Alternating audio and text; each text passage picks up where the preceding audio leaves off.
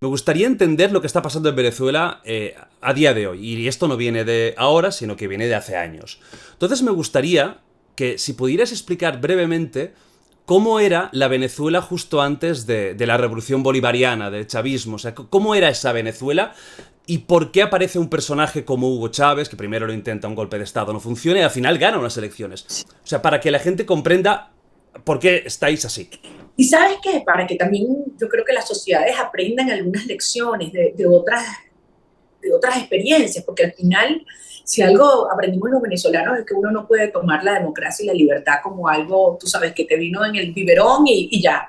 O lo defiendes todos los días o tienes el riesgo enorme de perderlo. Y una vez que lo pierdes es muy difícil conquistarlo. A nosotros cuando apareció Chávez, nos ponían los casos de Cuba y nosotros, no, Venezuela no es Cuba, Cuba es una isla, nosotros tenemos larga trayectoria democrática, una clase media, tú sabes, pujante, petróleo, eso no nos va a pasar. Y nos pasó. Y hoy estamos peor que Cuba.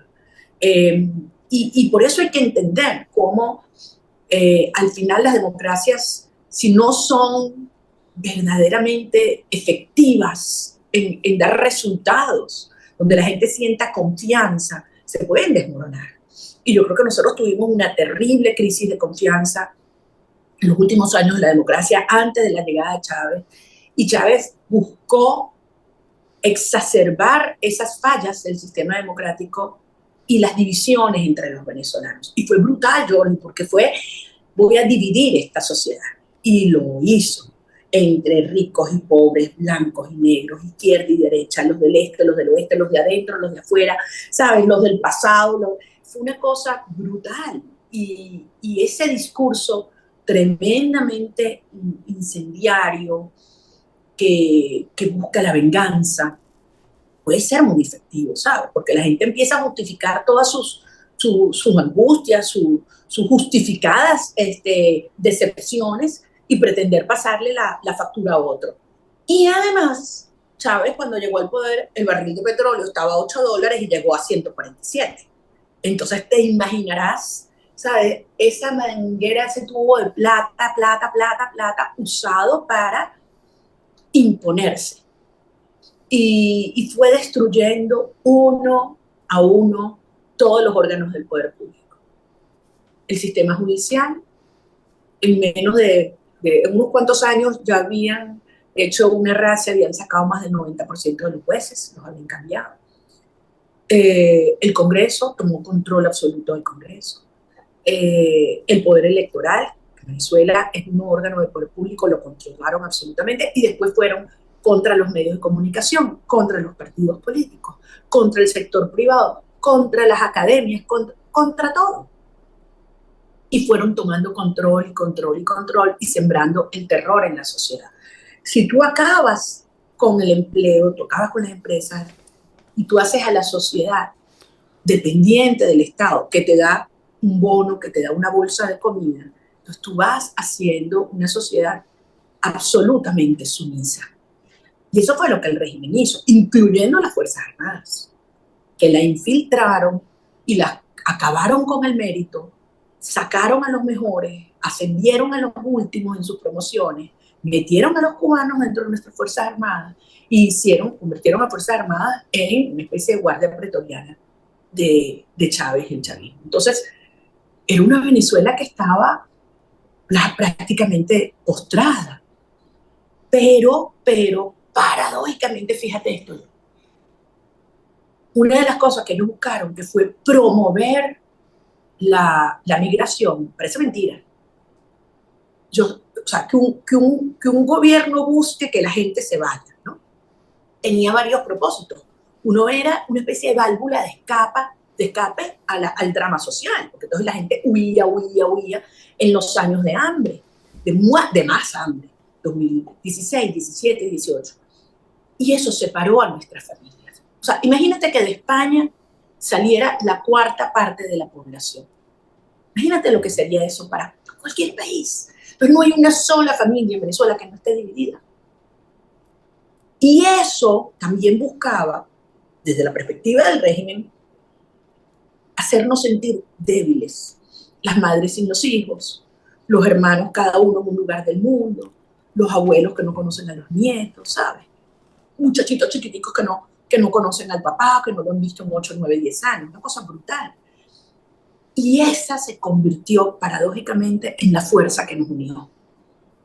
Y de 2 años para acá, la historia comenzó a revertirse, y aunque todo el mundo creía que era imposible, empezamos a derribar esas barreras que nos dividieron y empezamos a levantar y a unir a un país alrededor del anhelo de que mis hijos regresen a casa.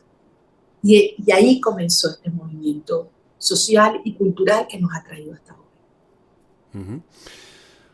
¿Qué podéis aprender de lo que estaba mal, de las dudas que tenía la gente, como tú comentabas, en la democracia anterior a la revolución?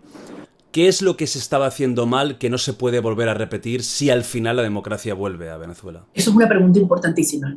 Y yo te voy a ir desde lo más alto, ¿no? Nosotros solo en Venezuela, incluso en el periodo democrático, hemos tenido un Estado poderoso, dueño de todo, y la sociedad a su servicio. Tiene que pedir permiso para todo. Si querías montar un negocio, si querías tener una señal de algún medio de comunicación, si querías educar a tus hijos, si querías abrir una escuela, todo el Estado parte y reparte, porque era dueño de todo.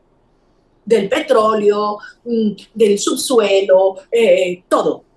Entonces, al final era una sociedad que estaba al servicio del Estado. Y eso es lo que tenemos que cambiar completamente. Tiene que ser un Estado que está al servicio de la sociedad. Invertir esa relación. Y fundamentalmente, ¿cuál es el elemento que, en mi opinión, aglutina una sociedad democrática? Es la confianza. Es la confianza entre ciudadanos y la confianza hacia las instituciones que nos damos en una república, incluyendo las leyes, y incluyendo el cumplimiento de las leyes. El hecho que todos somos igual ante la ley, que tu dignidad humana es sagrada, que el que abusa la ley, roba, va preso, ¿entiendes? Y que tú surges con base a tu esfuerzo, esa relación esfuerzo-logro, el mérito, que es una fuerza elemental, un incentivo elemental en cualquier sociedad. No hay meritocracia en Venezuela. Totalmente se había acabado. Y era al final un tema de qué tan, como usamos nosotros aquí, qué tan enchufado estás. Es decir, que... Sí, ya, igual en España. Entonces, que obviamente Chávez después lo exacerbó exponencialmente. Pero ya había ese tema de que la sociedad no estaba viendo la relación directa entre estudiar, trabajar, actuar honesta y decentemente y tener retribución por ello. Y cuando eso ocurre, tú acabas con los incentivos en una sociedad. Y las instituciones se fueron debilitando y fueron instituciones con incentivos perversos. Entonces, eso es lo que socava un sistema democrático y de libertades. Y lo que trajo, bueno, esta tragedia que ha sido para Venezuela Chávez y el chavismo.